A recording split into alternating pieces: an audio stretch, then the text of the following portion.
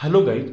आज इस वीडियो में हम एसी क्वांटिटीज़ के बारे में बात करेंगे। एसी क्वांटिटीज़ की इक्वेशन कैसे क्या होती है, वेवफॉर्म क्या होती है, ठीक है, सबके बारे में हम स्टडी करेंगे। इस वीडियो को देखने के बाद आपके सब डाउट क्लियर हो जाएंगे एसी क्वांटिटीज़ के बारे में, ठीक है। थोड़ा सा आइडिया हम डीसी क्वांटिटीज़ का भी ले लेंगे, ठीक है।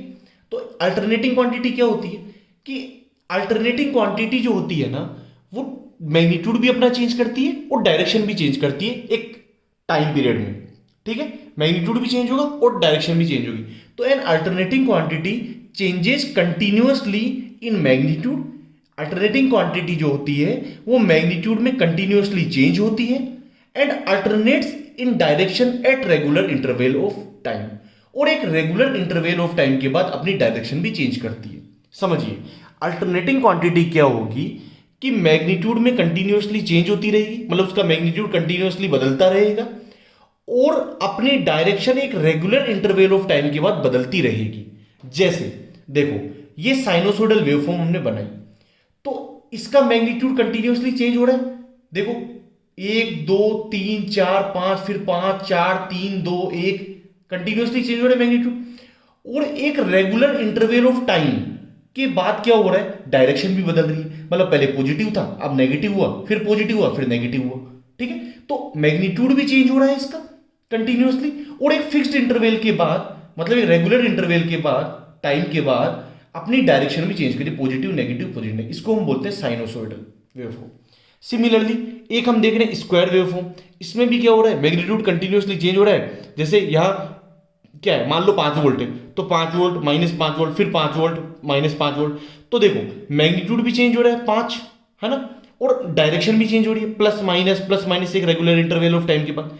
तो इसको स्क्वायर वेवफॉर्म बोलेंगे। सिमिलरली हमने एक ट्रायंगुलर वेवफॉर्म ले लिया, इसमें भी क्या हो रहा है, मैग्नीट्यूड चेंज हो रहा है 1 2 3 4, फिर 4 3 2 1, ठीक है। मैग्नीट्यूड चेंज हो रहा है और डायरेक्शन भी चेंज हो रही है, plus minus continuous regular interval के बाद उसकी डायरेक्शन। तो एसी में क्या होगा कि मैग्नीट्यूड भी चेंज होगा और डायरेक्शन भी चेंज होगी, ठीक है। अब हम देखेंगे डीसी। अब डीसी में क्या होगा कि वोल्टेज और करंट जो होगा उनका मैग्नीट्यूड और डायरेक्शन चेंज नहीं होगा। डीसी जैसे सिमिलरली, जैसे ये डीसी बनाई हमने, ठीक है। डीसी में क्या होगा, मैग्नीट्यूड भी चेंज नहीं होगा और डायरेक्शन भी चेंज नहीं होगी, कांस्टेंट होती है। तो ये जैसे हमने लिया, ये सपोज वोल्टेज, तो ये हो गया 5 वोल्ट। देखो पॉजिटिव है, पूरा पॉजिटिव है, डायरेक्शन चेंज नहीं हो रही है और कांस्टेंट है मैग्नीट्यूड में, ठीक है, 5 वोल्ट ही। तो ये कहलाएगी डीसी, और इसको हम बोलते हैं यूनिडायरेक्शनल।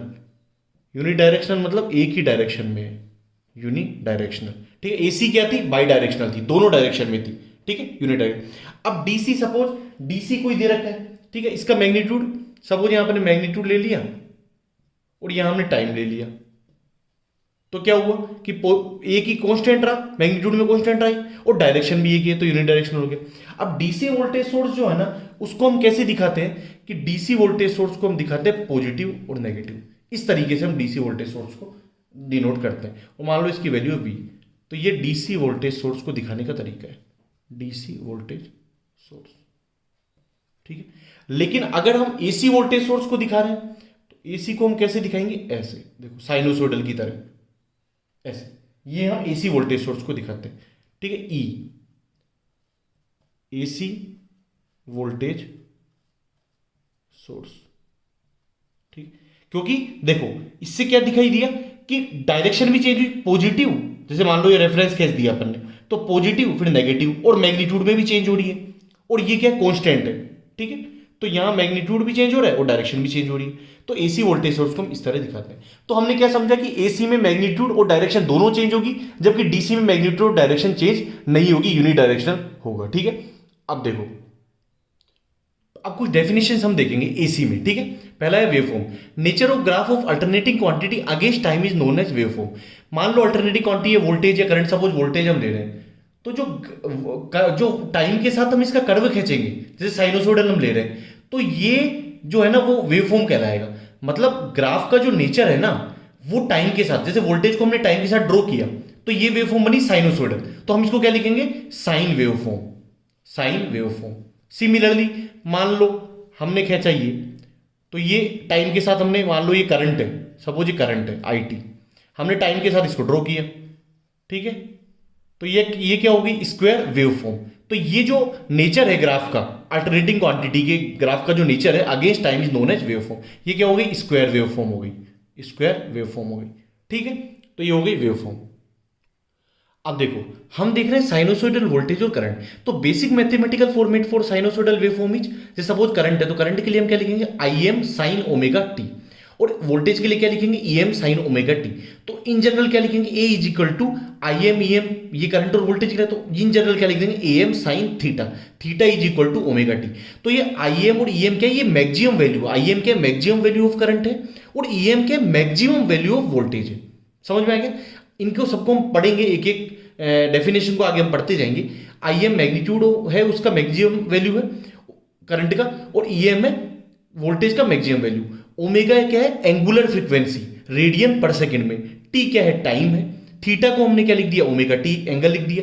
तो इसका साइनोसॉइडल का कर्व खींचा थीटा के रेस्पेक्ट में, ए का कर्व खींचा थीटा के रेस्पेक्ट में। ठीक है, थीटा डिग्री में भी हो सकता है, 90 डिग्री, 180 डिग्री, और रेडियन में भी हो सकता है ना? Pi, pi by 2, 3 pi by 2 similarly. ठीक है, तो अब सपोज हम डिग्री में ले रहे हैं, तो ये ए का हमने कर्व खींचा साइनोसॉइडल, ऐसा कर्व होगा। ठीक है, इसमें क्या होगा कि ये जो होगा ये मैग्नीट्यूड, ये मैक्सिमम ए एम होगा, ये ए एम होगा, ये प्लस ए एम होगा, और ये नेगेटिव में जो माइनस होगा वो माइनस ए एम होगा। Peak value, maximum value. ठीक है, तो अब ये क्या हो गया? ये हो गया पाई बाई 2, रेडियन में पाई बाई 2 हो गया, और 90 डिग्री। ये क्या हो गया? रेडियन में पाई हो गया, और डिग्री में कितना हो गया? 180 डिग्री। सिमिलरली ये क्या हो गया? 3 पाई बाई 2 रेडियन में हुआ, और ऐसे हम क्या लिखेंगे? 270 डिग्री। सिमिलरली ये क्या हुआ आपका?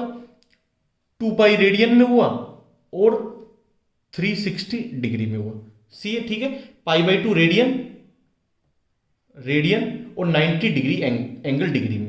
सिमिलरली ये क्या हुआ? Pi radian 180 degree. सिमिलरली ये पॉइंट क्या होगा? 3 पाई बाई 2 270 डिग्री।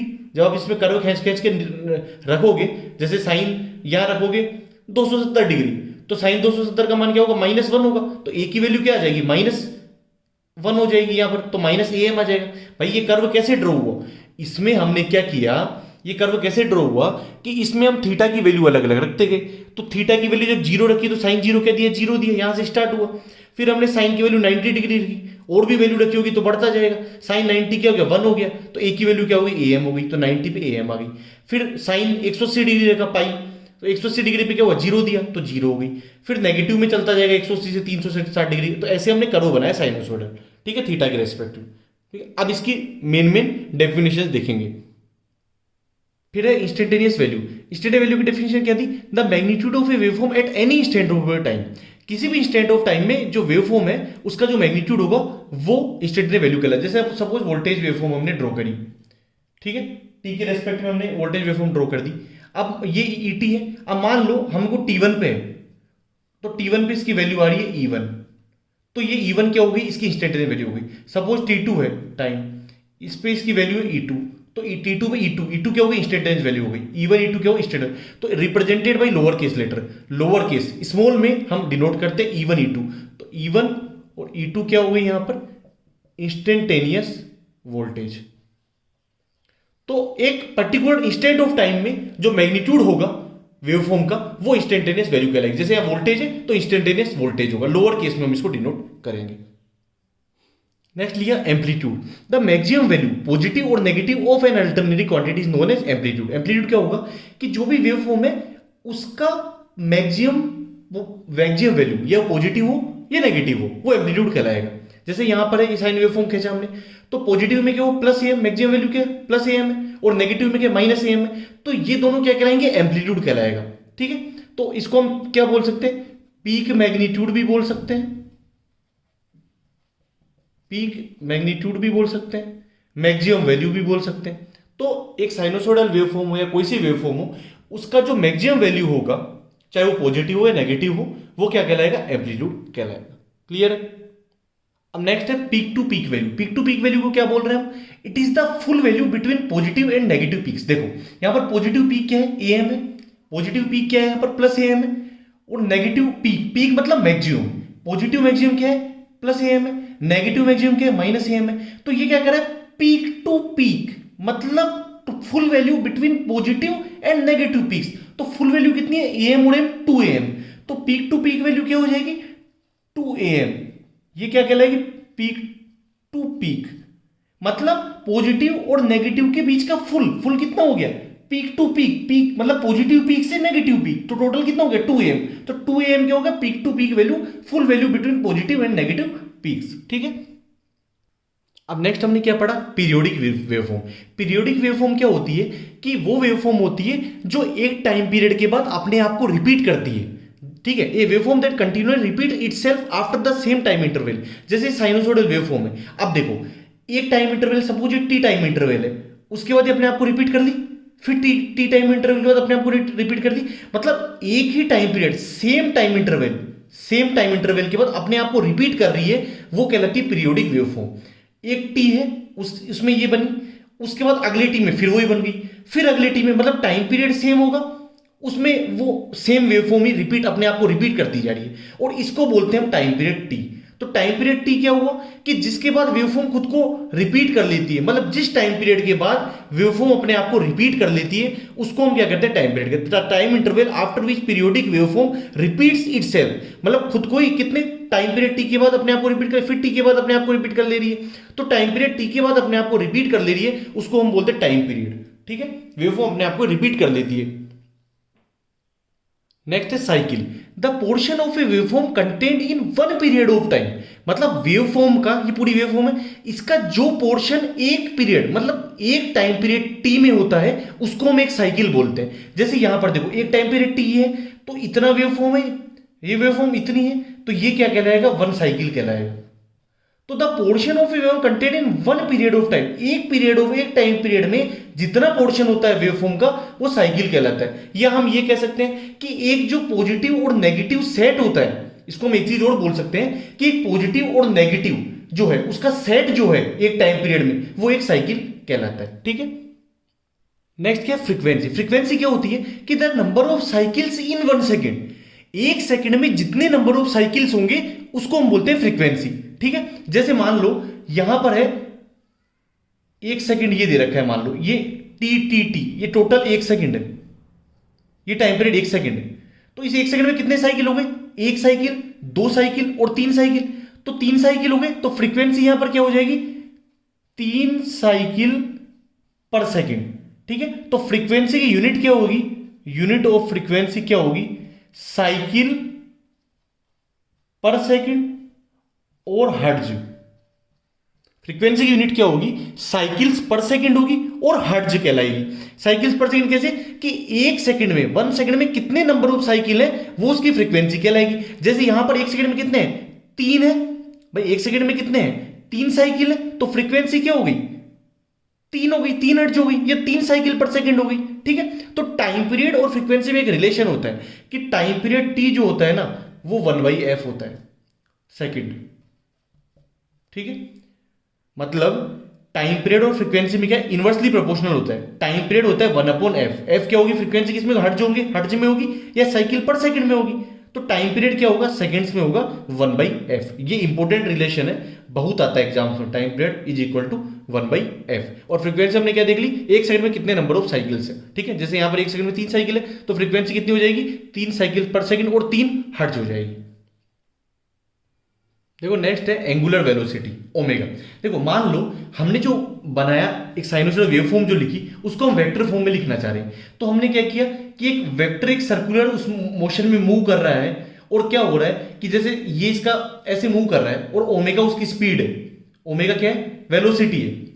ठीक है, एंगुलर वेलोसिटी ओमेगा, तो उससे मूव कर रहा है। ये इसका वेक्टर का मैग्नीट्यूड क्या हो गया, मैक्सिमम am हो गया, और ये इससे मूव कर रहा है।